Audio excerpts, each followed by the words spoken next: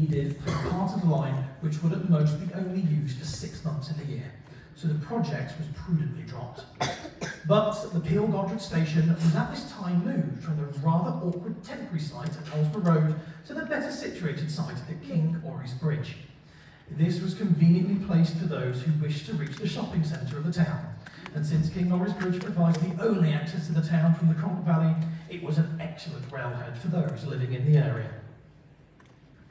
Alsborough became the port for Peel Godred, and the line enjoyed a moderate prosperity from 1890 to about 1923.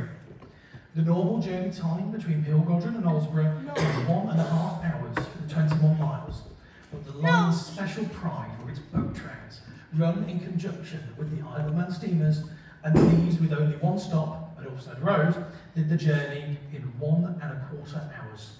The usual load was 4 bogies, strengthened at busy times in summer to 6.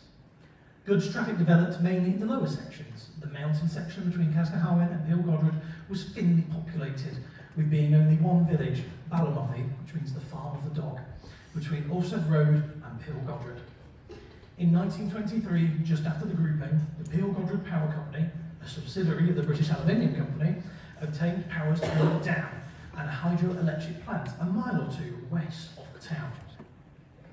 The power company had at first considered using the Mid-Sodor at the port of Alsborough, but found the facilities at Alsborough inadequate. A further drawback was that the cuttings between Casnahowen and Alsted Road would, together with the tunnels, have to be opened out to give clearance for the bulky loads. They found it would be cheaper and more convenient to agree with the North Western Railway Company, who held powers to construct and build a branch to Cronk. This would give them outlets both in the west and on the east. We found something recently, something special. We did, we found something a little bit special, ladies and gentlemen. Give it a second and we'll get ready. Now I wonder what it could be. Because at first I thought it could be the pilot, but no, we had the pilot recently, didn't we, ladies and gentlemen? Yeah, we did. And then I've been scratching ever since. I don't know what it is. This is all new to me. But the man, the magician, the wizard that is Luke Ryan is about to show us. We've kept a tight lid on it. It's quite old, and I'll be honest, I never thought we would see it. Thought it was lost, been thought lost for about 20 years. But the thing in question is 70 years old, and now it is time. So, ladies and gentlemen, ladies and gays, please, I'm going to need a countdown from 5. 5, 4, 3, 2, 1.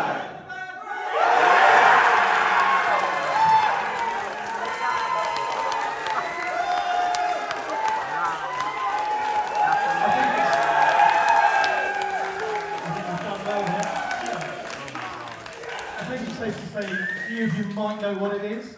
That is, Gordon is definitely alive, ladies and gentlemen, days and days. So, another round of applause, please, for Gordon, the big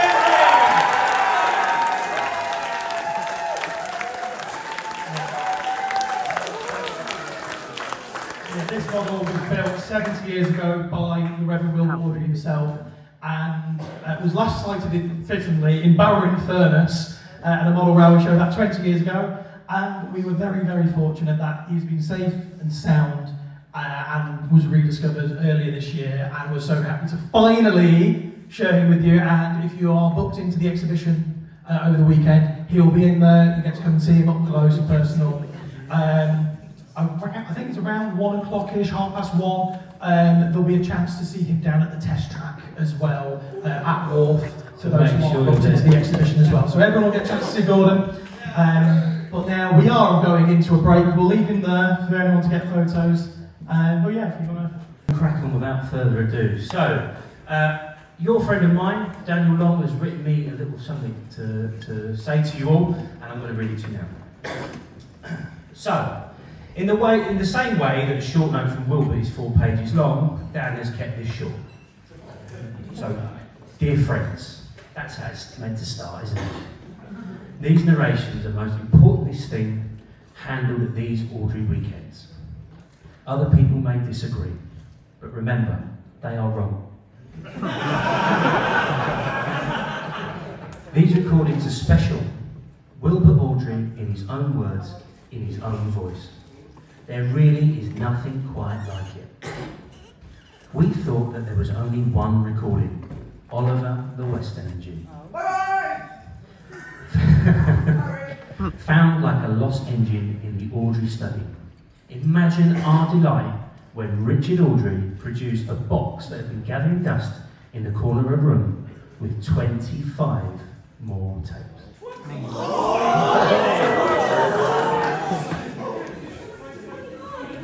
A little team has formed around these narrations.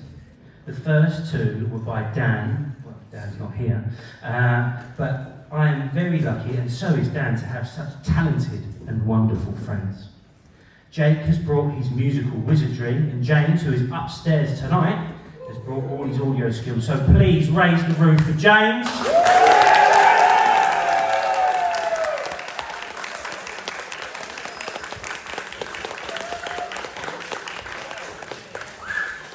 To make Wilbert sound so much better than his home recordings should. Now, all 4 books have been restored audio, and a beautiful score, so thank you to them both. I sometimes wonder what it must have been like to be there at the beginning. These stories were meant to be read out loud, to be heard, and in a moment you will hear Wilbert Awdry say, "Here is your friend, Thomas, the tank engine." And here it is, as Christopher would have heard it all those years ago, which I think you'll agree with me is quite important. So ladies and gentlemen, days and gays, I give you Thomas, the tank engine.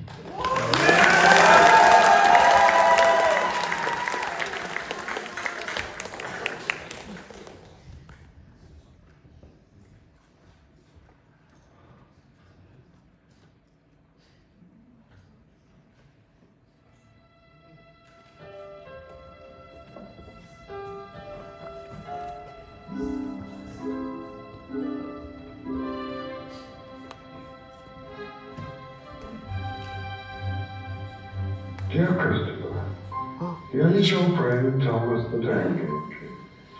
He wanted to come out to the station yard and see the world.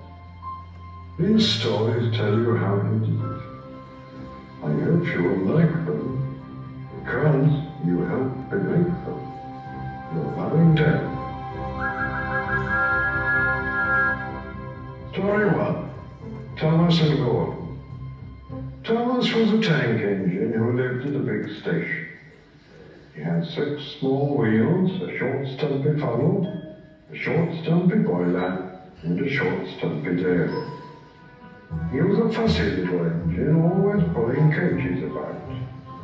He pulled them to the station, ready for the big engines to take out on long journeys. And when trains came in and the people had got out, he would pull the empty coaches away, so that the big engines could go and rest. He was a cheeky little engine too. He thought no engine worked as hard as he did, so he used to play tricks on them. He liked best of all to come quietly beside a big engine dozing on a siding and make him jump. Beep, beep, beep, beep, beep, wake up, lazy bones, he would whistle. Why don't you work hard like me? Then he would laugh rudely and run away to find some more coaches. One day, Gordon was resting on a siding. He was very tired. The big express he pulled had been late, and he had had to run as fast as he could to make up for lost time. He was just going to sleep when Thomas came up in his cheeky way. Wake up, lazy bones, he whistled. Do some hard work for a change. You can't catch me. He ran off, laughing. Instead of going to sleep again, Gordon thought how he could pay Thomas out. One morning, Thomas wouldn't wake up. His driver and fireman couldn't make him stop. His fire went out and there was not enough steam. It was nearly time for the express. The people were waiting. The coaches weren't ready. At last Thomas started. Oh dear, he yawned. Come on, said the coaches, hurry up. Thomas gave them a rude bump and started for the station. Don't stop dawdling, he grumbled. Where have you been? Where have you been? Asked the coaches crossly. Thomas first into the station where Gordon was waiting. Pooh, pooh, pooh, hurry up, you, said Gordon crossly. Beep, beep, beep, beep, hurry yourself, said Cheeky Thomas. Yes, said Gordon, I will. And almost before the coaches had stopped moving, Gordon came out of his siding and was coupled to the train. Pooh, pooh, he whistled, get in quickly, please. So the people got in quickly. The signal went down, clock struck the hour, the guard waved his green flag, and Gordon was ready to start. Thomas usually pushed behind the big trains to help them start, but he was always uncoupled first, so that when the train was running nicely, he could stop and go back. This time he was late, and Gordon started so quickly that they forgot to uncouple Thomas. Bloop, bloop, said Gordon. Beep, beep, beep, whistled Thomas.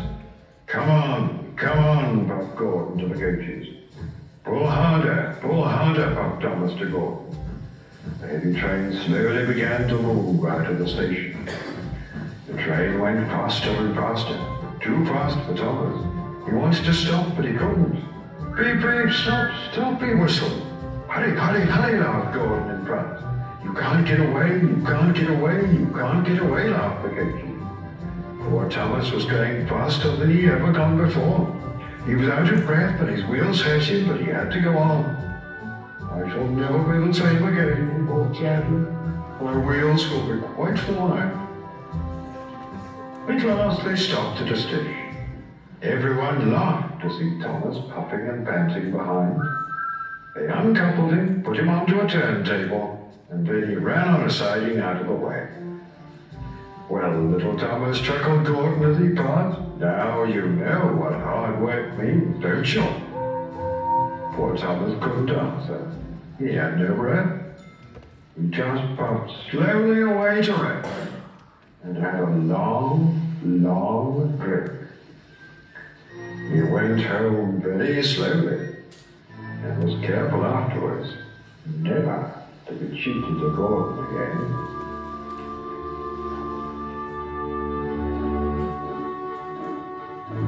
Story 2. Thomas's Train. Bored because he was not allowed to pull passenger trains. The other engines laughed. You're too impatient, they said. You'll be sure to leave something behind. Rubbish, said Thomas crossly. You just wait, I'll show you. One night he and Henry were alone. Henry was ill. The men worked hard, but he didn't get better. Henry usually pulled the first train in the morning, and Thomas had to get his coaches ready. If Henry's ill, he thought, perhaps I shall pull his train. Thomas ran to find the coaches. Come along, he buzzed. There's plenty of time, grumbled the coaches. He took them to the platform and wanted to run round in front at once. His driver wouldn't let him. Don't be impatient, Thomas, he said. So Thomas waited and waited. People got in. The guard and station master walked up and down. The porters banged the door. And still Henry didn't come. Thomas got more and more excited every minute. The vet director came out of his office to see what was the matter. The guard and the station master told him about Henry. Find another engine, he ordered. There's only Thomas, they said. You'll have to do it then, Thomas. Be quick now. So Thomas ran round to the front and back down on the coaches ready to start. Don't be impatient, said his driver. Wait till everything is ready. Thomas was too excited to listen to a word he said. What happened then, no one knows. Perhaps they forgot to couple Thomas to the train. Perhaps Thomas was too impatient to wait till they were ready, or perhaps his driver pulled the lever by mistake. Anyway, Thomas started. People shouted and waved at him, but he didn't stop. They're waving because I'm such a splendid engine, he thought importantly. Henry says it's hard to pull the train. I think it's easy. Hurry, hurry, hurry, he barked, pretending to be like Gordon. As he passed the first signal box, he saw the men leaning out, waving and shouting.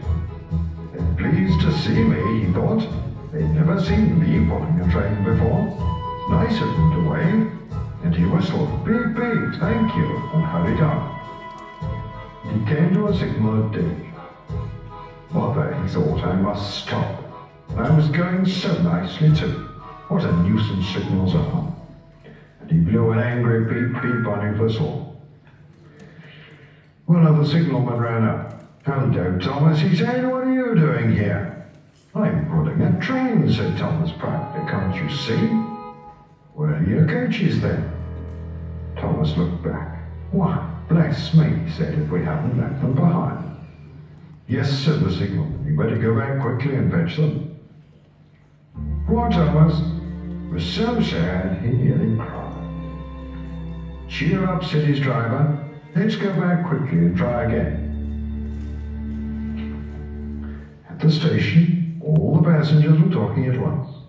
They were telling the fat director, the station master, and the guard what a bad railway it was. But when Thomas came back and they saw how sad he was, they couldn't be cross. So they coupled him to the train. This time, he really pulled. But for a long time afterwards, the other engines laughed at Thomas and said, Look, there's Thomas. He wanted to pull a train, but forgot about the coaches.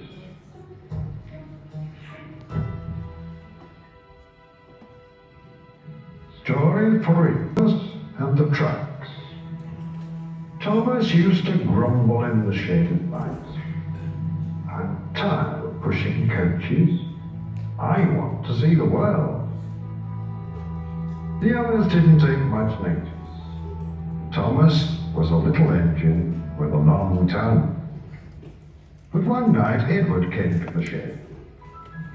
He was a kind little engine and felt sorry for Thomas. I've got some trucks to take home tomorrow, he told him. If you take them instead, I'll push coaches in the yard. Thank you, said Thomas. That will be nice. So they asked the drivers next morning, and when they said yes, Thomas ran happily to find the trucks. Their trucks are silly and noisy. They talk a lot and don't attend to what they're doing. They don't listen to their engine, and when he stops, they bump into each other screaming, oh, oh, oh, oh, oh, oh, oh, whatever's happening. And I'm sorry to say, they play tricks on an engine who is not used to them. Edward knew all about trucks. He warned Thomas to be careful, but Thomas was too excited to listen. The shunter fastened the couplings, and when the signal dropped, Thomas was ready. The guard blew his whistle, beep, beep, answered Thomas, and started off. But the trucks weren't ready. Oh, oh, oh, they screamed as their couplings tightened. Wait, Thomas, wait! But Thomas wouldn't wait. Come on, he puffed. The trucks grumbled slowly out of the siding onto the main line. Thomas was happy. Come along, come along, come along, he puffed. All right, don't fuss. All right, don't fuss, grumbled the trucks. They clattered through stations and rumbled over bridges. Thomas whistled beep, beep. They rushed through the tunnel in which Henry had been shut up. Then they came to the top of the hill where Gordon had stuck. Steady now, steady, warned the driver. They shut off steam and began to put on the brakes. We're stopping, called Thomas. No, no, no, no, no, answered the trucks, and bumped into each other. Go on, go on. Before his driver could stop them, they had pushed Thomas down the hill and were rattling and laughing behind him. Poor Thomas tried hard to stop them from making him go too fast. Stop pushing, stop pushing, stop pushing, stop pushing, he hissed. But the trucks wouldn't stop. Go on, they giggled in their silly way. He was glad when they got to the bottom, and then he saw in front the place where they had to stop. Dear, what shall I do? He rattled to the station, and luckily the line was clear as they swerved into the goods yard. Ooh,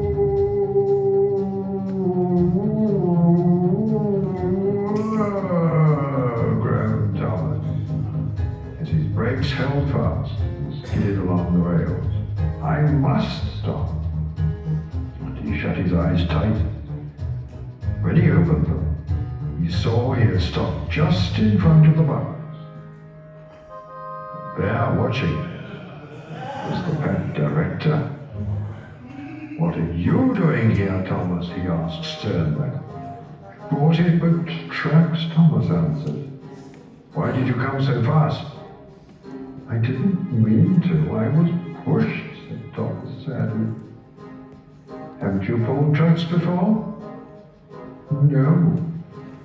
Then you've a lot to learn about trucks, little Thomas. They're silly things and must be kept in their place. After pushing them about here for a few weeks, you'll know almost as much about them as anyone. Then, you'll be a really useful engine.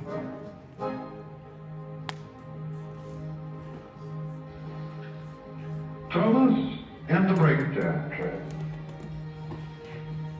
Every day, the fat director came to the station to catch his train. And he always said hello to Thomas. There were lots of trucks in the yard. Different ones came in every day. Thomas had to push and pull them into their right places. He worked hard. He knew now that he wasn't so clever as he had thought. Besides, the fat director had been kind to him. He wanted to learn all about trucks, so as to be a really useful engineer. On the siding by themselves were some tracks that Thomas was told he mustn't touch. There was a small coach, some flat tracks, and two queer things his driver called cranes. That's the breakdown train, he said. When there's an accident, the workmen get into the coach, and the engine takes them quickly to help the hurt people and to clear and mend the line. Cranes are for lifting heavy things, like engines and coaches and trucks. One day Thomas was in the yard when he heard an engine whistling, "Help! Help!" And the goods train came rushing through, much too fast. The engine, a new one called James, was frightened. His brake blocks were on fire, and smoke and sparks streamed out on each side. "They're pushing me, they're pushing me, they're pushing me, they're pushing me," he panted. On, laughed the drivers. Still whistling, "Help, help!" Poor James disappeared under a bridge. "I'd like to teach those trucks a lesson," said Thomas the tank engine. Presently a bell rang in the signal box, and a man came running. "James is off the line, the breakdown train, quickly," he shouted. So Thomas was coupled on, the workmen jumped into their coach, and off they went. Thomas worked his hardest. "Hurry, hurry, hurry," he barked. And this time he wasn't pretending to be like Gordon, he really meant it. One of those trucks on their tracks, he thought. I hope poor James isn't hurt. They found James on the tracks at a bend in the line. The brake van and the last few trucks were on the rails, but the front ones were piled in a heap. James was in a field with a cow looking at him, and his driver and fireman were feeling him all over to see if he was hurt. Never mind, James, they said. Wasn't your fault. It was those wooden brakes they gave you. We always said they were no good.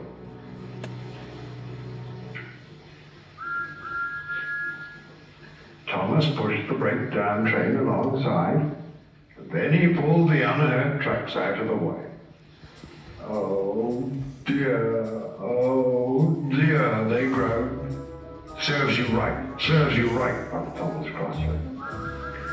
When the men put other trucks on the line, he pulled them away too.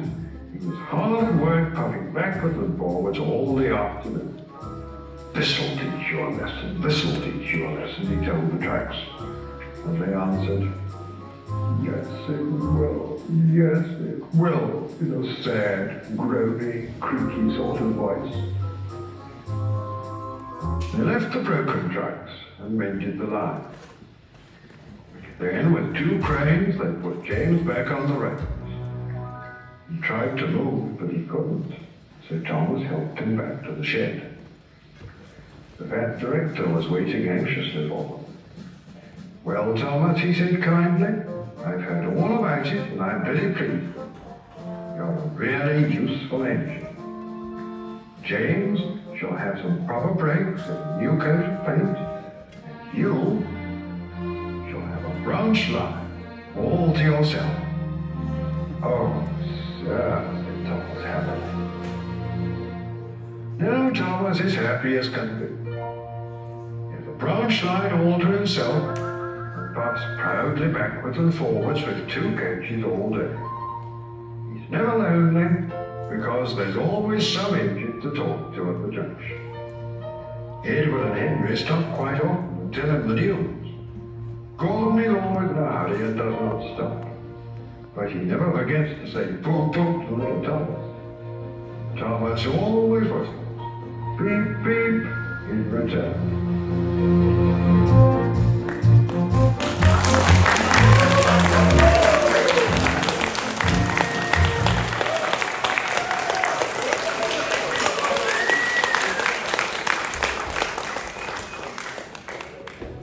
Dear friends, Sir Handel Brown is the owner of a little railway which goes to Skarloey and Renier. Skarloey means lake in the wood, and Renias means divided waterfall. They are beautiful places and lots of people visit them. The owner is very busy, so Mr. Peter Sam, the Finn controller, manages the railway. The 2 engines, who are called Skarloey and Reniers, grew old and tired. So the owner bought 2 others. The stories tell you what happened.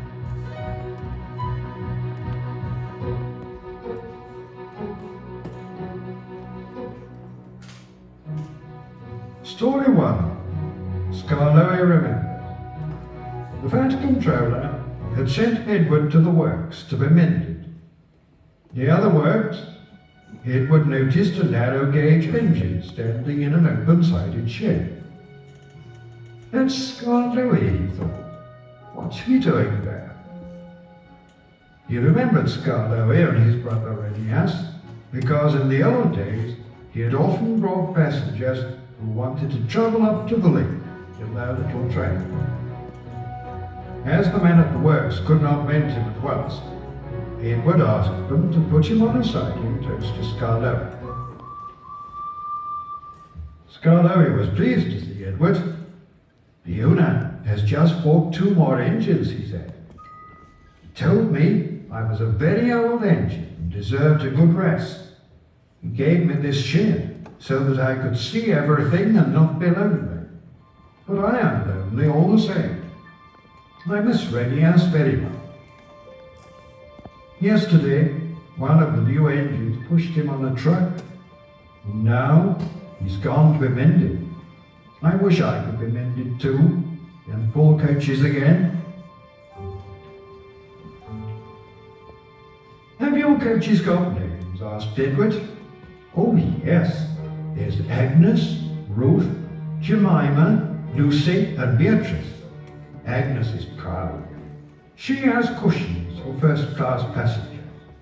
She pities Ruth, Jemima and Lucy, who are third class with bare boards, but they all four sniff at Beatrice.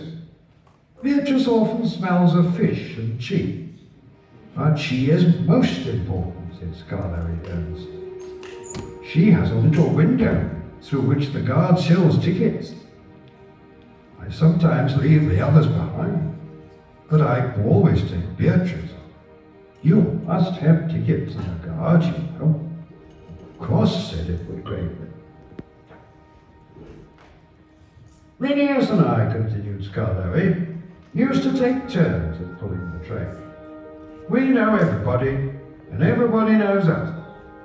We whistled with the people in the fields, at level crossings, and in lonely cottages and farms, and the people always waved to us. We loved passing the school playgrounds at break time, for then the children would always run over to the fence to watch us go by. The passengers wave because they think the children are waving to them, and we engines know better, of course, said Scarberry importantly. Yes, agreed Edward, we do indeed. And take your tourists to the left. Then get ready to pull the train back. We enjoy the morning journey home because then our friends from the villages come down to do their shopping. We whistle before every station. Beep, beep, beep, look out! People are there ready. Where's Mrs. Lask? Asked the guard. She's coming. Beep, beep, beep, beep, we whistle. Mrs. Lask comes running onto the platform. We leave you behind one of these days, missus, laughs our driver. But we know he never will. We stop elsewhere, too, farm crossings and stile, where paths lead to lonely houses. Phineas and I know all the places very well indeed, and our driver used to say that we would stop even if he didn't put on the brake. Sometimes on market day, Ruth, Jemima and Lucy were so full of people that the guard would allow third-class passengers to travel in it. She didn't like that at all, and would grumble. First class coach, third-class people. That made me cross. Shut up, I'd say, or I'll bump you. That soon stopped her rudeness to my friend. Just then some workmen came. We're going to mend you now, Edward, they said. Come along. Goodbye, Scarberry. Thank you for telling me about your railway. It's a lovely little line. It is, it is. Thank you for talking to me, Edward. You cheered me up. Goodbye. Scarberry watched Edward being taken back to the work. Then, shutting his eyes, he dozed in the warm afternoon sun. He smiled as he dozed, but he was dreaming, as old engines will, of happy days in the past.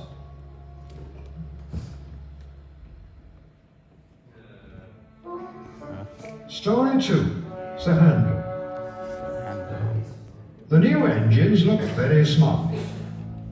One was called Sir Handel, and the other Peter Sam. What a small ship, thought Sir Handel. This won't do at all. I think it's nice, said Peter Sam. Oh, grunted Sir Handel. What's that rubbish? Shh, said Peter Sam. That's Scarberry, the famous old engine. I'm sorry, Scarberry, he whispered. Sir Handel's upset now, but he's quite nice, really. Scarberry felt sorry for Peter Sam. Now, Sir Handel, said the fireman next morning, we'll get you ready. I'm tired, he yawned. Let Peter Sam go. He'd love it. No, said the fireman. Owner's orders. You're first. Oh, well, said Sir Handel sulkily. I suppose I must. When his driver arrived, Sir Handel puffed away to fetch the coachee. Whatever next, he snorted. Those aren't coaches, they're cattle tracks. Oh, screamed Agnes, Ruth, Lucy, Jemima and Beatrice. What a horrid engine! It's not what I'm used to, claimed Sir Handel rebelliously, making for the station. He rolled to the platform just as Gordon. Hello, he said. Who are you? I'm Gordon. Who are you? I'm Sir Handel. Yes, I've heard of you. You're an express engine, I believe. So am I. But I'm used to bogey coaches, not these cattle trucks. Do you have bogey coaches? Oh, yes, I see you do.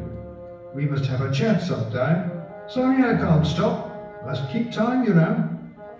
And he puffed off, leaving Gordon at a loss for words. Come on now, come on now, come on now, he puffed. Cattle trucks, grumbled the coaches. We'll pay him out, we'll pay him out. Presently, they stopped at a station. The line curved here and began to climb. It was not very steep, but the day was misty and the rails were slippery. Hold back, whispered Agnes to Ruth. Hold back, whispered Ruth to Jemima. Hold back, whispered Jemima to Lucy. Hold back, whispered Lucy to Beatrice. And they giggled as Sir Handel started, and their couplings tightened. Come on, he puffed as his wheels slipped on the greasy rails. Come on, come on, come on, come on, come on, come on, come on. His wheels were spinning, the coaches pulled him back. The train stopped on the hill beyond the station. I can't do it, he grumbled. I'm used to sensible bogey coaches, not these bumpy cattle tracks. The guard came up. I think the coaches are up to something, he told the driver. So they decided to bring the train down again to a level piece of line, to give Sir Handel a good start. The guard helped the fireman put sand on the rails, and Sir Handel made a tremendous effort. The coaches tried hard to drag him back, but he puffed and pulled so hard that they were soon over the top and away on their journey. The thin controller was severe with Sir Handel that night. You are a troublesome engine, he said. You are rude, conceited, and much too big for your wheels. Next time, I shall punish you severely. Sir Handel was impressed, and behaved well for several days. Then one morning, he took the train to the top station. He was cross. It was Peter Sam's turn, but the thin controller had made him go instead. We'll leave the coaches, said his driver, and fetch some trucks from the quarry. Trucks, snorted Sir Handel. Trucks. Yes, his driver repeated. Trucks. Sir Handel jerked forward. I won't, he muttered. So there. Lurched, bumped, and stopped. His driver and fireman got out. Told you, said Sir Handel triumphantly. Pushed the rails apart and settled down between them. They telephoned the thin controller. He came up at once with Peter Sam and brought some workmen in a truck. And he and the fireman took Peter Sam home with the coaches. The driver and workmen put Sir Handel back on the rails. Sir Handel did not feel so pleased with himself when he crawled home and found the thin controller waiting for him. You are a very naughty engine, he said sternly.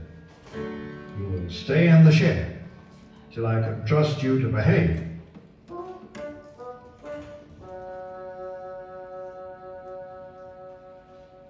Story 3. Peter Sam and the refreshment lady.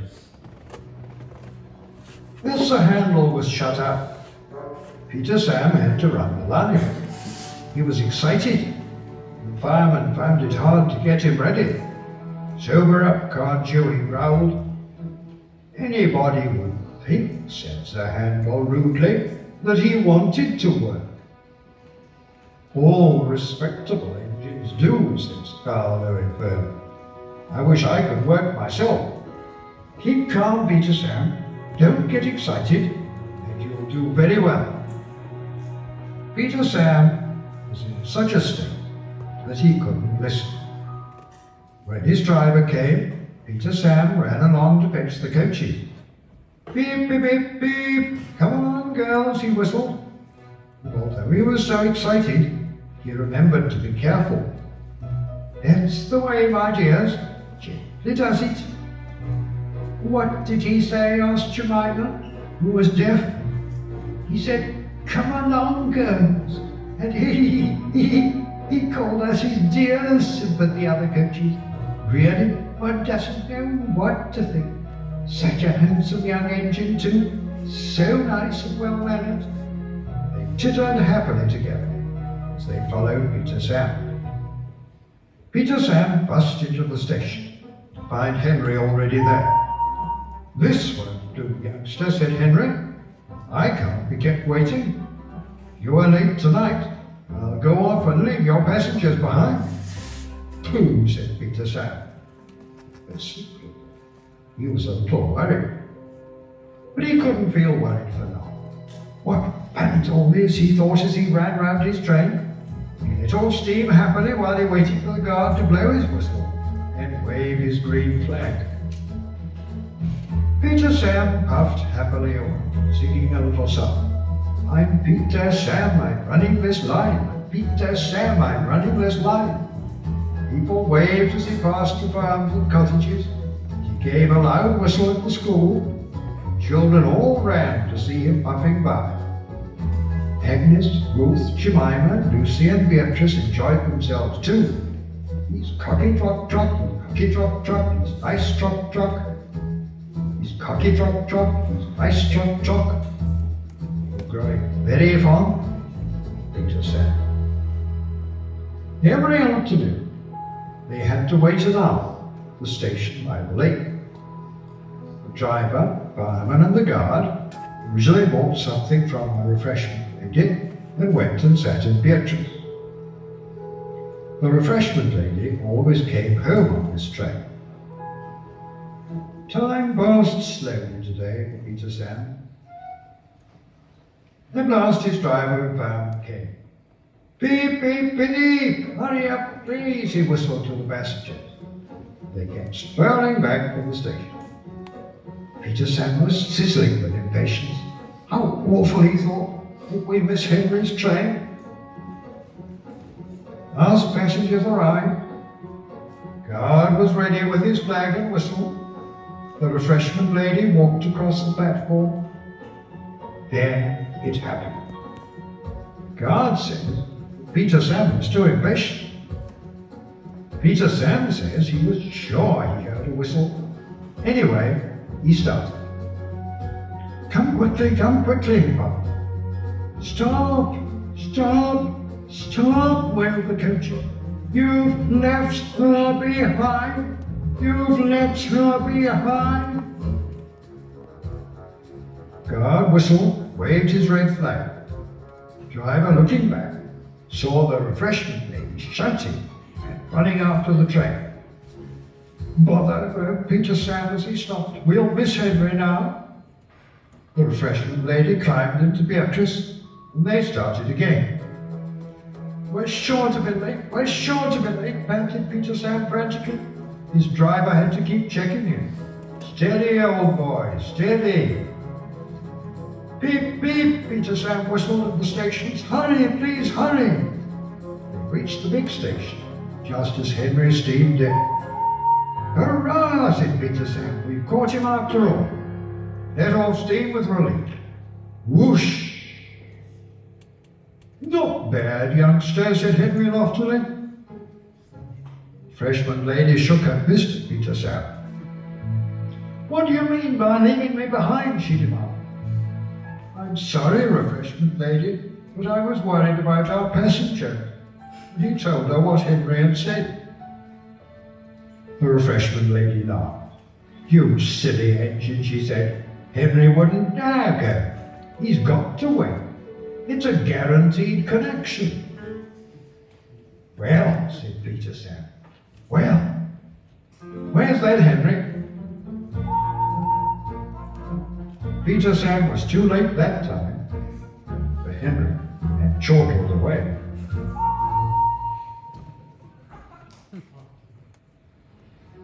The handle stayed shut up for several days. But one market day, Peter Sam couldn't work. He needed repairs. Sir Handel was glad to come. He tried to be kind, but the coaches didn't trust him. They were awkward and rude. He even sang them little songs, but it was no use. It was most unfortunate, too, that Sir Handel had to check suddenly to avoid running over a sheep. He's bumped us, screamed the coaches. Let's pay him out. The coaches knew that all engines must go carefully at a place near the big station. But they were so cross with Sir Handel that they didn't care what they did. They surged into Sir Handel, making him lurch off the line. Luckily, no one was hurt. Sir Handel limped to the shed. The bin controller inspected the damage. No more work for you today, he said. Bother those coaches. We must take the village people home, fetch the tourists, all without an engine. What about me, sir? Said a voice. Scarndowie, he exclaimed. Can you do it? I'll try, answered the old engine. The coaches stood at the platform. Scarndowie advanced on them, hissing crossly. I'm ashamed of you, he scolded. Such behaviour! You might have heard your passengers. On market day, too. We're sorry, Scarndowie. We didn't think. It's that Sir Handel. No tails, said Scarndowie firmly. I won't have it. Don't you dare try tricks on me. No, Scarndowie. Of course not, Scarndowie, quavered the coaches meekly.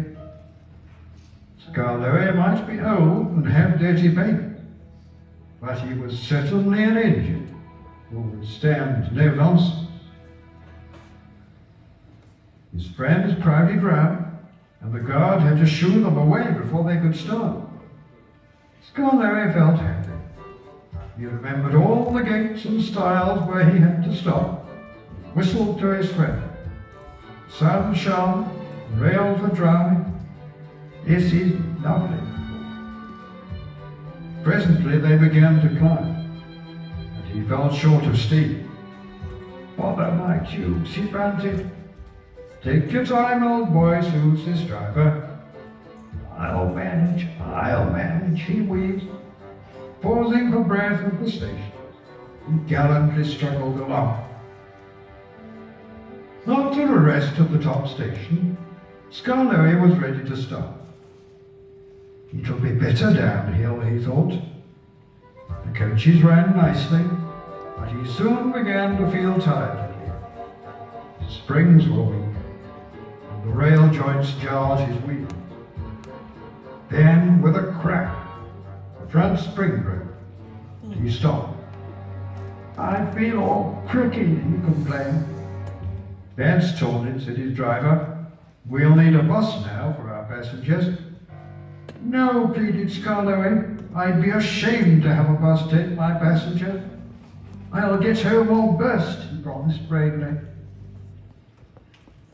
The fin controller looked at his watch and paced the platform. James and his train waited impatiently too. They heard a hoarse beep, beep, beep, then groaning, clanging and clanking. Scarndowie crept into sight. He was tilted to one side and making fearful noise, but he plodded bravely on. I'll do it, I'll do it, I'll do it, he gasped between clanks and groans. I've done it. And he sighed thankfully as the train stopped where James was waiting. James said nothing. He waited for his passengers, then respectfully puffed away. "You were right, sir," said Scarlatti to the owner that evening. "Old engines can't pull trains like young ones." The owner smiled. "They can if they're mended, old faithful," he said. "And that's what will happen to you. You deserve it." "Oh, sir," said Scarlatti happily.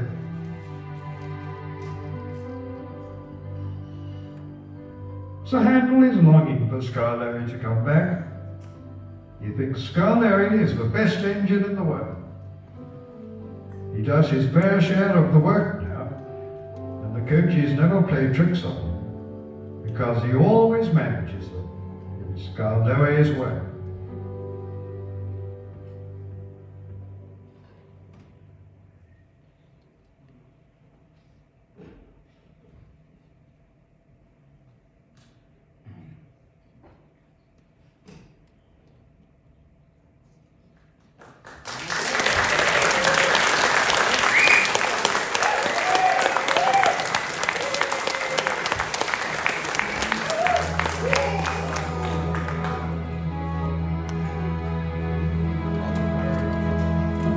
Dear him, we both wanted to call this book Little Western Engine, but publishers are stern men. They did not approve. They, of course, don't know the trouble we've had with Oliver. We hope he has learned sense. Goodness knows what will happen when he finds he has a book all to himself. I know, if Oliver gets of it, we'll set Messrs. K and Ward under him. That'll teach him. Double.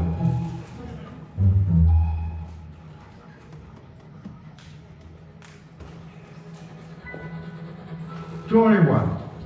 Donald's Duck. The Fat Controller has reopened a branch line. It runs along the coast by sandy beaches and seaside towns till it meets the small railway at a port to which big ships come. As Duck had made friends with the small railway engine, the Fat Controller asked him to take charge. "Your work in the yard has been good," he said kindly. "Would you like to have this branch line for your own?" "Yes, please, sir," said Duck. "Very well," said the Fat Controller. "I hope you will work hard and be a credit to me." Duck is very proud of his branch line, and he works very hard. His 2 coaches, Alice and Mirabelle, are painted in Great Western colours. They take passengers to the small railway. Duck also has some trucks in which he hauls away the ballast that the small engines bring down from their valley. The Fat Controller uses this ballast for his railway. Duck cannot do all the work himself, so Donald and Douglas take turns to help him. The Fat Controller has built them a shed at the station by the small railway. Duck felt his responsibility deeply and talked endlessly about it. "Don't understand, Donald, how much the Fat Controller relies on me." "Oh, aye," muttered Donald sleepily. "I'm Great Westerner. Quack, quack, quack." "What?" "You heard. Quack, quack you go, sign you the leg lay. Now wish, and let an engine sleep." "Quack yourself," said Duck indignantly. He stayed awake, wondering how to pay Donald out. At last he said to himself sleepily, "Well, I'll drive her in the morning." He says I quack as if I'd laid an egg. Let's pay him up. "Quack, do you?" His fireman pondered. "I know," he said, and whispered. Duck giggled, and his driver slacked his leg in delight. "Just right," he did. He dearly loved a joke. That night, Donald wouldn't sleep. He popped something into his water tank. "We've done it," they whispered to Duck. "They won't hurt her, will they?" asked Duck anxiously. "Bless you, no. They're both kind men. She'll come to no harm. The duckling popped out of Donald's tank at the first water stop. Both driver and fireman goggled with surprise. But Donald laughed. "I don't at all who's behind this," he said, and told them what had happened in the shed. The duckling was tame. She shared the driver and fireman's sandwiches and rode in the tank, quacking at intervals. The other engines enjoyed teething Donald about it. Presently, however, she hopped off at a stick. And as they couldn't wait to catch her, there she stayed. Before they reached her, Donald, his driver and fireman consulted together and made a plan. That night, Donald, driver and fireman got busy. When Doug's crew arrived to look him over in the morning, he found something which made them laugh till they cried. "Look, Doug," they said, "look what was under your bunker. A nest box with an egg in it." Doug peered at it, unbelieving. Donald opened a sleepy eye. "You didn't say," he exclaimed. "Do you mind what I said, Doug? You must have laid it this night, all unbeknown." Then Doug laughed too. "You win, Donald," he said. "It'd take a clever engine to get the better of you." The duckling settled in the stick, became a pet with passengers and staff. She carefully inspects all parcels and luggage and sees that the porters stow them properly in the van. When she wants a swim, she flies to a nearby pond, and always returns to welcome the train. He stands by the cab, quacking imperiously, till driver or fireman gives her something to eat. Donald is her favorite, and she sometimes allows him to give her a ride. Always gets on at her own station. Station calls her Dilly. To everyone, she is all Donald Duck.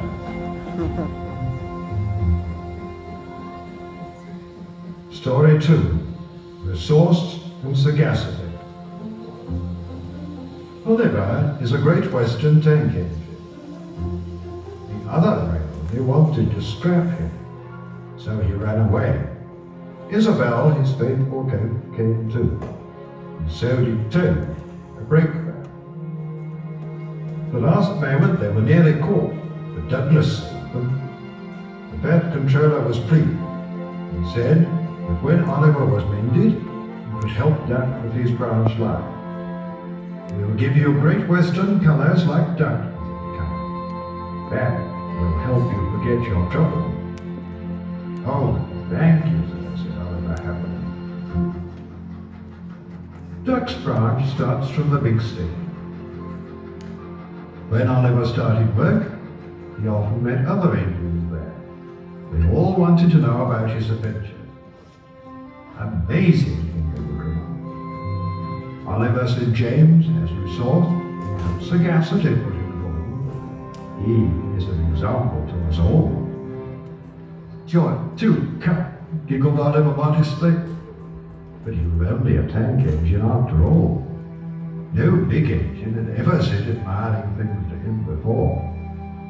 I'm sorry to say that it made him puffed up in the smoke box. The fat controller rescued another coat called Dulcie. She trundled along with Isabel. Oliver sang, "Oh, Isabel, the bunny coach, and so is Dulcie too.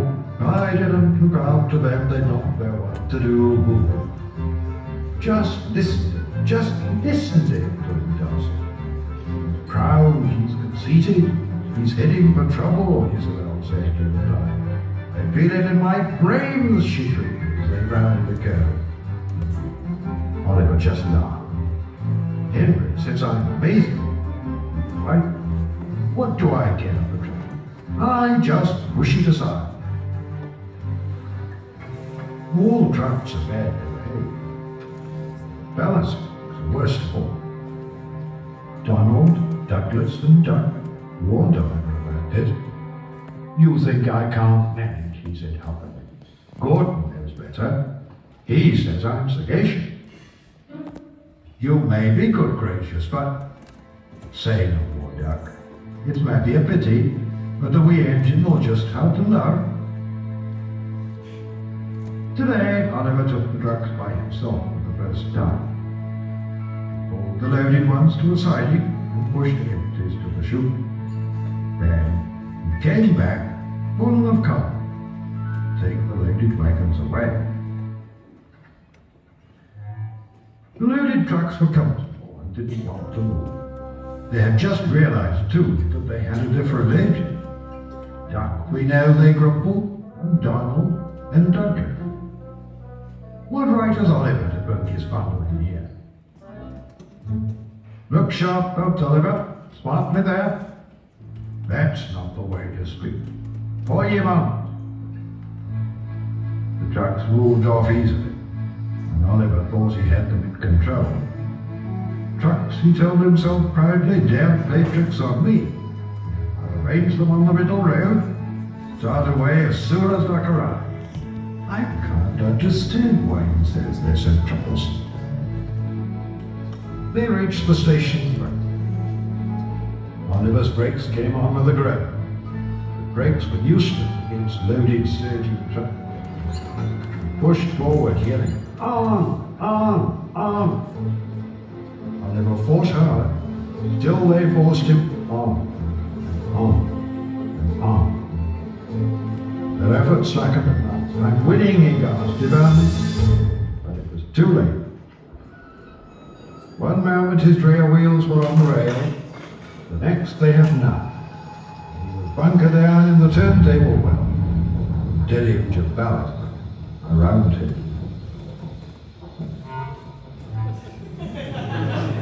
When Duck arrived, he was stopped outside the station, flagged to the platform. He surveyed the wreckage. "Hello, Oliver, here, Mark. You're being a good, gracious engine. Beg pardon, of course. But we don't really like that sort of surprise. Donald and Douglas will miss their turntable." Later that day, Donald and Douglas spoke pungently in Scots, and the Vet Control spoke pointedly in English. All three left Oliver in no doubt at all. And so far from being sagacious, he was a very silly engine. Story 3. Toad Stands By. When Oliver came home again, the trucks sang rude songs. They were led by Scruffy, private owner. Oliver's no use at all, thinks he's very clever, says that he can manage us, that's the best you'll get about. When he orders us about with the greatest quality, we just push him down the well, pop goes the dolly. The engines bumped them. "Shut up," they ordered. But they couldn't be everywhere. And everywhere they went, the trucks began again. At last they gave it up. "We're sorry, Oliver," they said. "It's really my fault," he answered sadly. "I'm worried, Mr. Douglas," said Toad next morning. "This nasty spirit of disrespect for him. Where's it going to end?" "Dear knows," said Douglas gloomily. "It must be stopped before it gets worse. I believe Mr. Oliver can do it." "Maybe so, but how?" "I've a plan, Mr. Douglas. May I stay here today and help him? We are both Great Western and must stand together. Would you ask him before you go to favour me with a word? I'll take you to him, but he's our smart about the work he had made." "No, Doug, Toad's right. This trouble is my fault. I must put it right. I meant no disrespect, you understand." "Of course not, Toad. Anyway, driver says the same, and he's arranged it with station master." "Very well, Oliver. but I'm at home. My passengers will be waiting. Don't forget Stepney's tip about send. Lay it on the rails as you back down, and roll it firm with your wheels. You'll get a splendid grip that way. Good luck. We three will be there to cheer you on while you give those trucks a lesson. So long, smiled Oliver bravely. He felt dreadfully nervous inside. I expect, Mr. Oliver, you'll want to be on the middle road as a stop block. Yes, please. Oliver marshalled the worst track 2 by 2 in front of Turk. This way, Mr. Oliver, takes longer. You can't give trouble. If you leave that scruffy till last, you'll have him behind you. Then you can bump him if he starts his nonsense. Doug arrived to find them ready and waiting. 3 cheers for Oliver and Toad, he called. Alice and Mirabelle responded with a will. And so, wonderingly, did the passenger. Hold back, whispered Scruffy. The trucks giggled as they passed the way. Oliver dug his wheels into the sand and gave a mighty heave. Oh, groaned Scruffy. His couplings tightened. He was stretched between Oliver and the truck. I don't like this. Go in, yelled Duck. Well done, boy, well done. Ow, wailed Scruffy. But no one bothered about him. Ow, I'm coming apart. Came a rending, splitting crash. Oliver shot forward suddenly. Scruffy's front end bumped behind his bunker. Scruffy's leg spread itself over the track. Well, Oliver, so you don't know your own strength. Is that it? No, sir, said Oliver nervously. The Fat Controller inspected the remains. As I thought, rotten wood, rusty frame, unserviceable before it came. He winked at Oliver and whispered, Don't tell the trucks that. Bad for discipline. He strode away chuckling. Nowadays, Oliver only takes trucks when the other engines are busy. They always behave well. Take care when Mr. Oliver they call each other. He's strong, he hit. You fly tricks on him, you'll likely pull you an arm.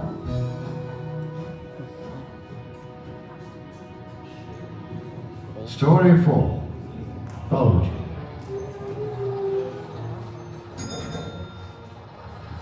It was bank holiday morning. The small railway engines were working hard. Their station was crowded. No sooner had one train started than another was filled, waiting to go. Duck, Oliver, Donald and Douglas were busy too. But they had not brought everybody. The yard was full, parked cars and empty. Duck was waiting for his turn. Alice and Mirabelle complained of the heat, so he backed them into the goods shed while he basked outside in the sun. Near him stood a huge red bus. He'd never seen it before. The bus watched the passengers happily milling round the small railway. Stupid nonsense, he grumbled. Wouldn't have brought him if I'd known. I'd have had a breakdown or something. I'm glad you didn't, smiled Duck. You'd have spoiled their fun. Look how they're enjoying themselves. Pah, snorted the bus. Enjoyment's all you engines live for.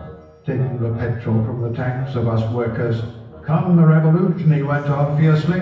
Railways will be ripped up. Cars and coaches will trample their remains.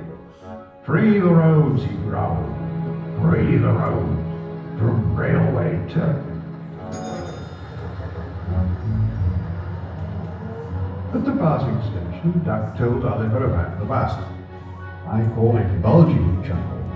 He's painted bright red and shouted down with railway. Next time they met, Oliver didn't laugh. Bulgy's friend has come. He's red and rude too.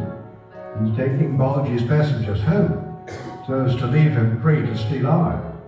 But he can't, objected Jack. I just want to go to the big station.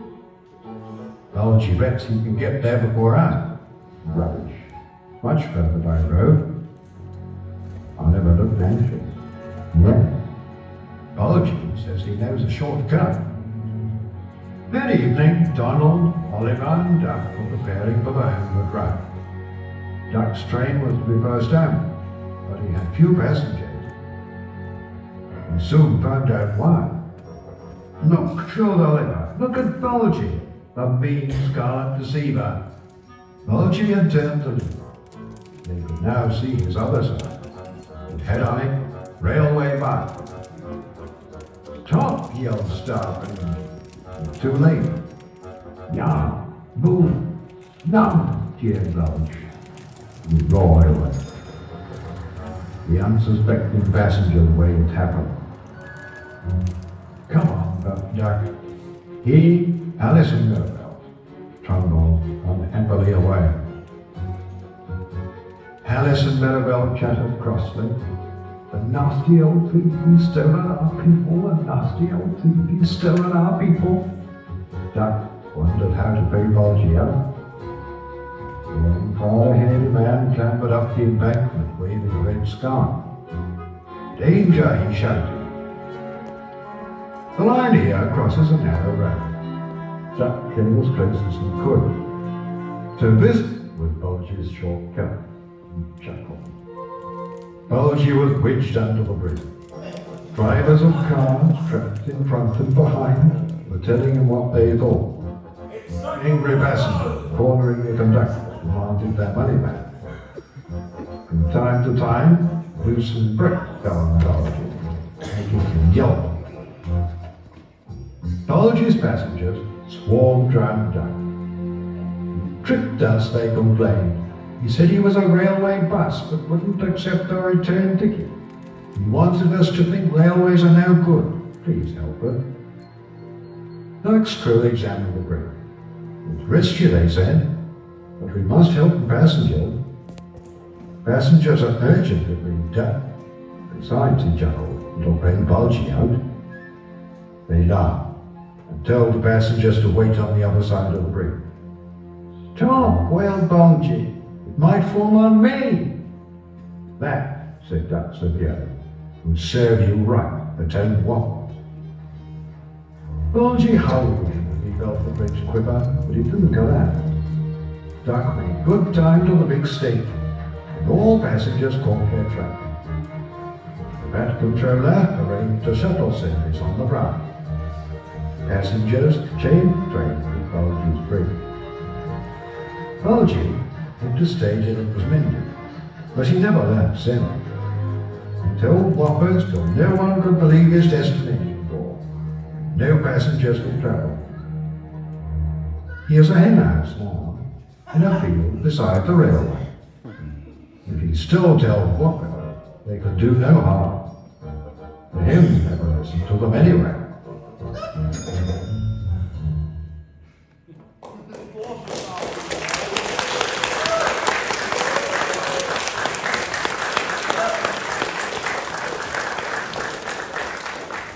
Lost in. An engine lost in the South American jungle for 30 years. The tree had grown through its chimney. The hornets nested in its firewall. When mended, it gave good service for 30 more years. Duke was lost too, not in the jungle, but in his own shed, which a landslide had buried. Not long ago, he was dug out and then, the railway pulled up, so he is now at the pin controller. Duke looks like a real engine called Prim. See Prim running on his own railway, Portsmouth, in Wales. Small railway engine can be seen at Raven. Comfort.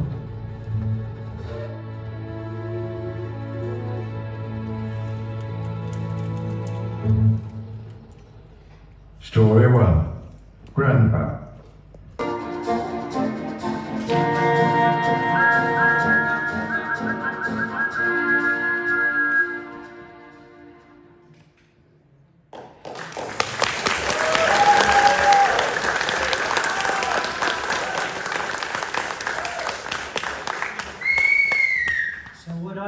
in saying that you enjoyed that. I can't hear. Did you enjoy that? Excellent, excellent. Now, as we approach the end of the evening, I'm fortunate to say we have one more thing for you. With our recent discovery of Gordon, and you might remember from last year, the first ever live adaptation of a Thomas episode as Sir Handel, we might have potentially done some edits. So who would like to see that? I didn't quite hear you. I think I might be going deaf. Do you want to see that? Excellent.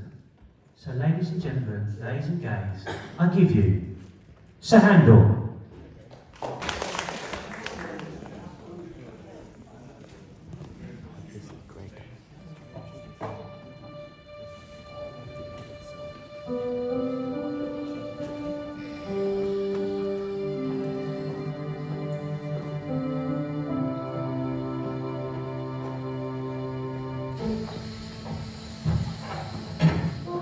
Story 2, Sir Handel.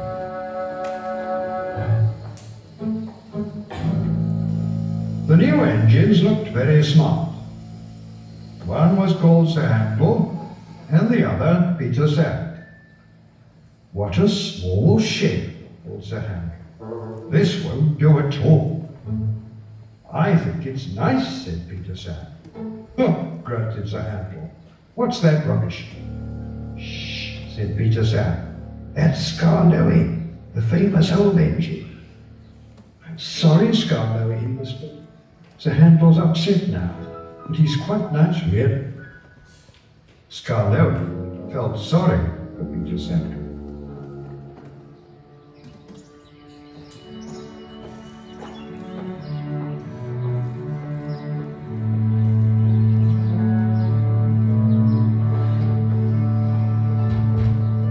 Now, Sir Handel, said the fireman next morning, we'll get you ready. I'm tired, he yawned. Let Peter Sam go. He'd love it. No, said the fireman. Owner's orders. You're first. Oh, well, said Sir Handel sulkily. I suppose I must. When his driver arrived, Sir Handel puffed away to fetch the coachee.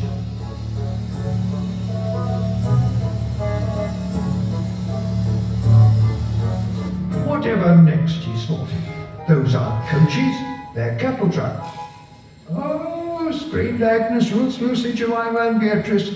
What a horrid engine! Not what I'm used to, clapped Sir Handel rebelliously, making for the station.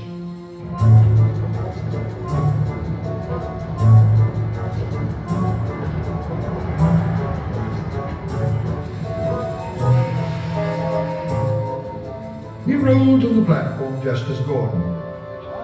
Hello, he said. Who are you? I'm Gordon. Who are you? I'm Sir Handel.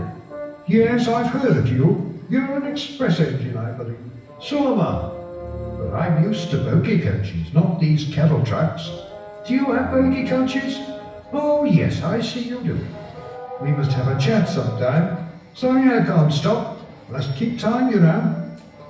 And he puffed on, leaving Gordon at a loss for words.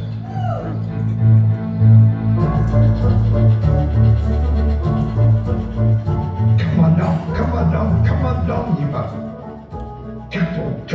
Cattle trucks, rumbled the coaches. We'll pay him out.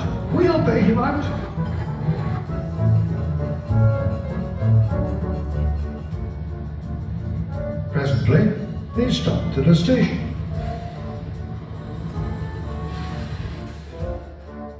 Get in quickly, please.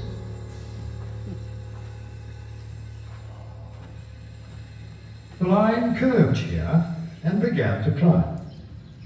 It was not very steep, but the day was misty and the rails were slippery. Can't wait here all day. Hold back, whispered Agnes to Ruth. Hold back, whispered Ruth to Jemima. Hold back, whispered Jemima to Lucy. Hold back, whispered Lucy to Beatrice, and they giggled as the handle started, their couplings tight. Come on, he barked as his wheels slipped on the greasy rails. Come on. Wheels were spinning, the coaches pulled him back. The train stopped on the hill beyond the station.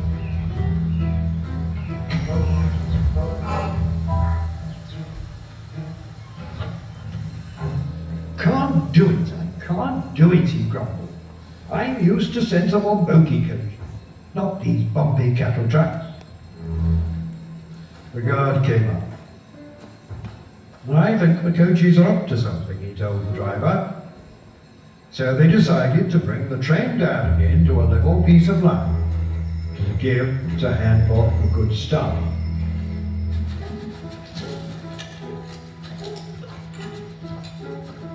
The guard helped the fireman put sand on the rails, and the handle made a tremendous effort.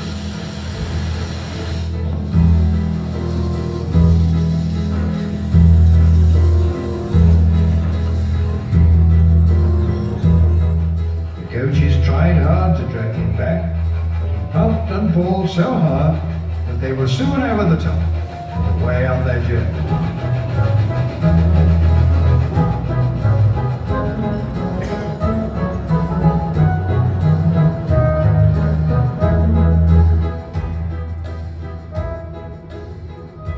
The thin controller was severe with the handle that night. You are a troublesome engine, he said. You are rude, conceited, and much too big for your wheels. Next time, I shall punish you severely. Sir Handel was impressed, and behaved well for several days.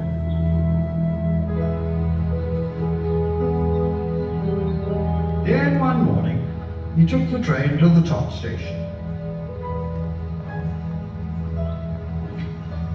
He was cross.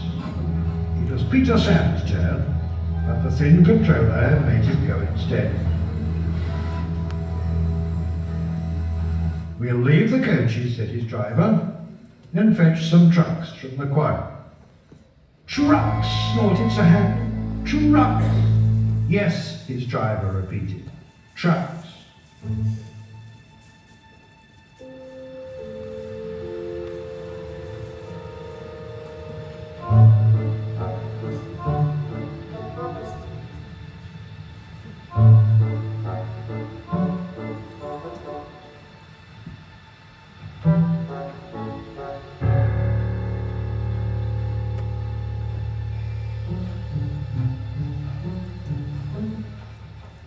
I won't go dirty trucks. Sir Handel jerked forward. I won't, he muttered. So there. Lurched, bumped, and stopped. His driver and fireman got out. Told you, said Sir Handel triumphantly. Pushed the rails apart and settled down between them. They telephoned the thin controller. He came up at once with Peter Sam and brought some workmen in a truck. Then he and the fireman took Peter Sam home with the coachee, while the driver and workmen put the handle back on the rails.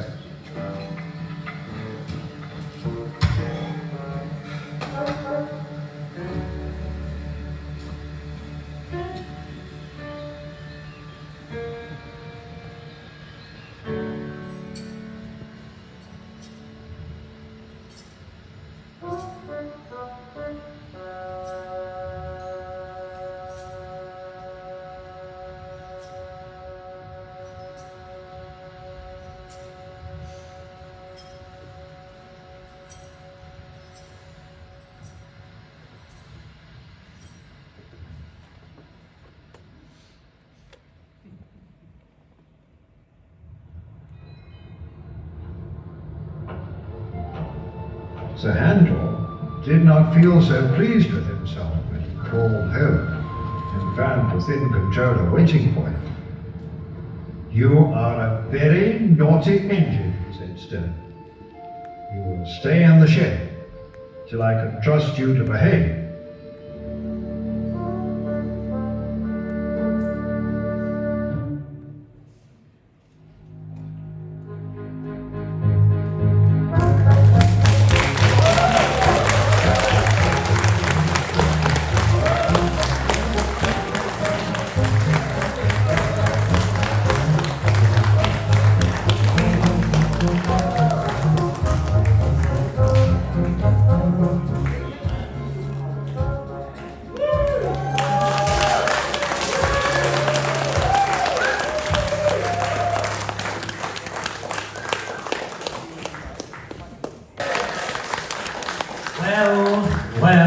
Well, what an evening we have had, ladies and gentlemen. Have you enjoyed yourselves? Yeah!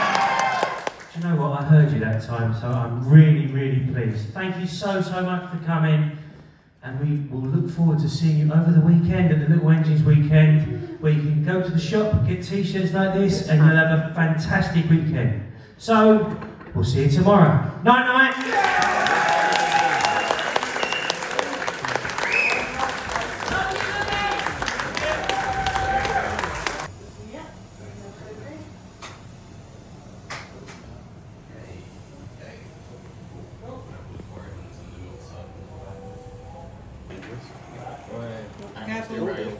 Uncle Charlie never seemed that bothered when they were going down there.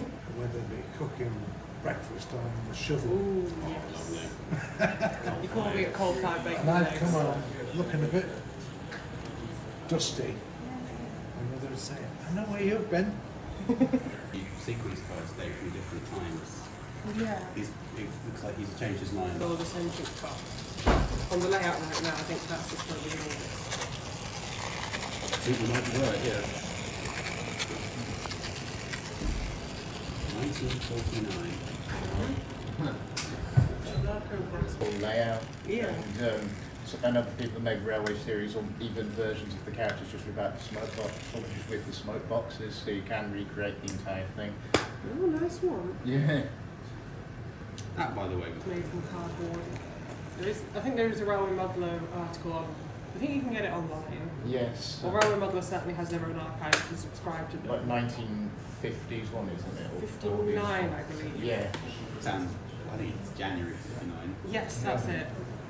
Because somewhere I've got the magazine myself. Yeah, it shows you that there's drawings in there and everything. It shows you how he did it and why he did it, what he did. It did. I think we're all still waking up, Yeah. including the layout. Still on the backing signal. See, you know you're Still all the original gubbins inside and everything. That's why. No, he's derailed again.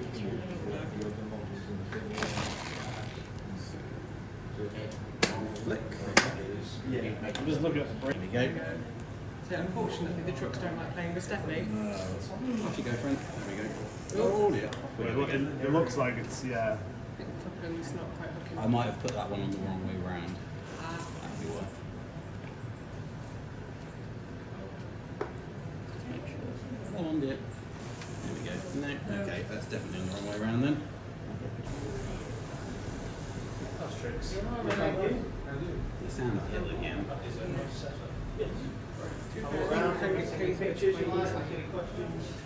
I've stopped in Oh, okay. So that's why it's not doing anything. Okay, yeah, I was wondering. Translating moments from QA to the platform. That's not gappable. Yeah. That's where he seems to be sitting. It might be. It's not. I don't have it clean the track this morning. I didn't get the chance to. Ah, it's alright. But this heat, you want to try and keep out of this room as much as possible. Before you with the fire escape in. Yeah. Oh, fine. Oh dear. Nope, you're not going to play ball. Right.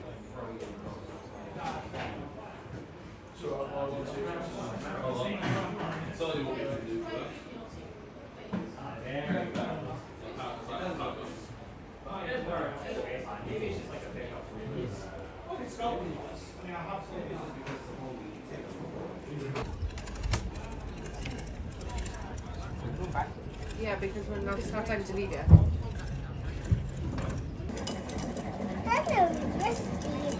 That is a rusty.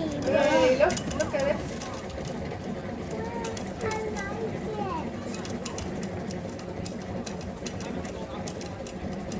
That's a risky. That is. Oh, that's stylish. Moving, Alice.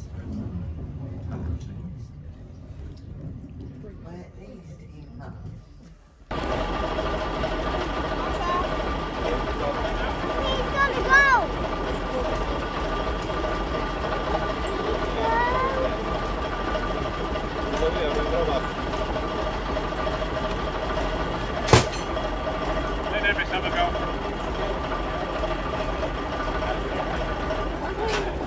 Ready to go. Ready? Ready? Set. Go! Keep going!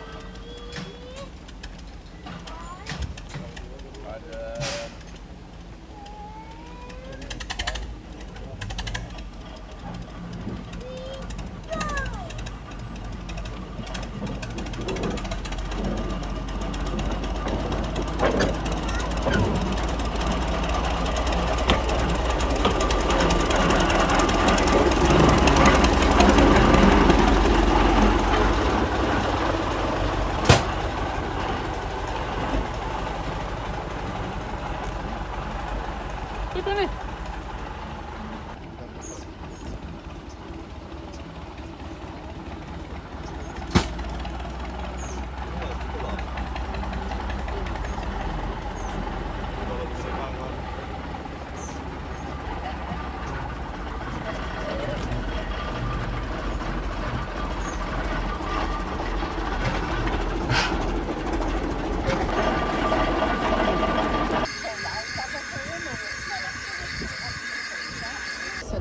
Just look out the window.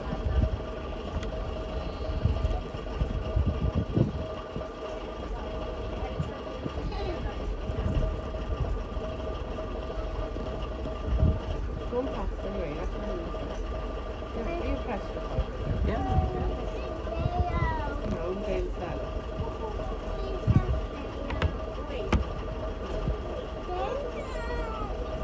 I'm right here. You don't want to see that. Then you come here and do it.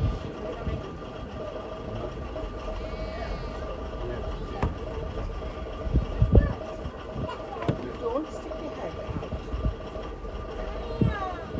Just look.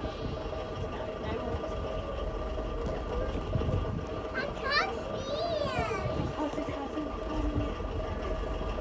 Patience. Patience is a virtue. Oh, Now you can hear it. Listen to it. I see steam. Oh, steam's coming.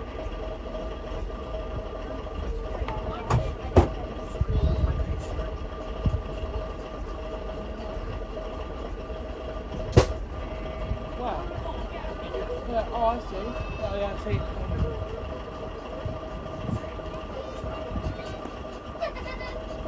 Hey, there it is.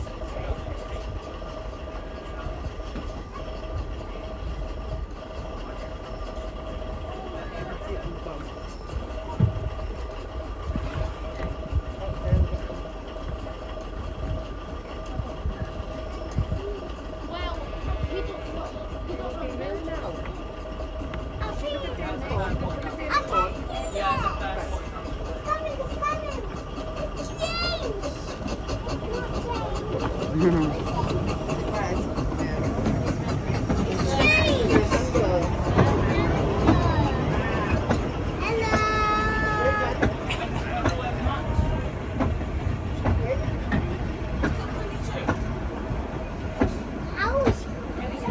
We found something recently, something special. We did. We found something a little bit special, ladies and gentlemen. Give it a second and we'll get ready. Now I wonder what it could be. Because at first I thought it could be the pilot, but no, we had the pilot recently, didn't we, ladies and gentlemen? Yeah, we did. And then I've been scratching ever since. I don't know what it is. This is all new to me. This is all new to me. But the man, the magician, the wizard that is Luke Ryan is about to show us. We've kept a tight lid on it. It's quite old, and I'll be honest, I never thought we would see it. Thought it was lost. It's been thought lost for about 20 years. But the thing in question is 70 years old. And now it is time. So, ladies and gentlemen, And everything. ladies and gentlemen, ladies and guys, please, I'm going to need a countdown from 5. 5, 4, 3, 2, 1.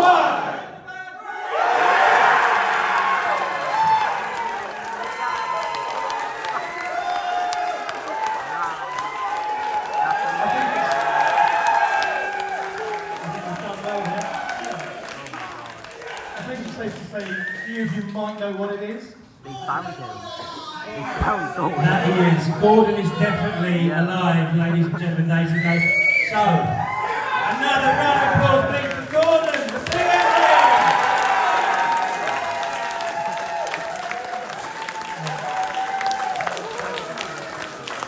Yeah, this model was built 70 years ago by the Reverend Wilbert Awdry himself, and was last sighted fittingly in Barrow-in-Furness at the Model Railway Show about 20 years ago. And we were very, very fortunate that he's been safe and sound and was rediscovered earlier this year, and we're so happy to finally share him with you. And if you are booked into the exhibition over the weekend, he'll be in there. You get to come and see him up close and personal. I think it's around 1 o'clock-ish, 1:30. There'll be a chance to see him down at the test track as well at Wharf, for those who are booked into the exhibition as well. So everyone will get a chance to see Gordon. But now we are going into a break. We'll leave him there for anyone to get photos. But yeah, if you want to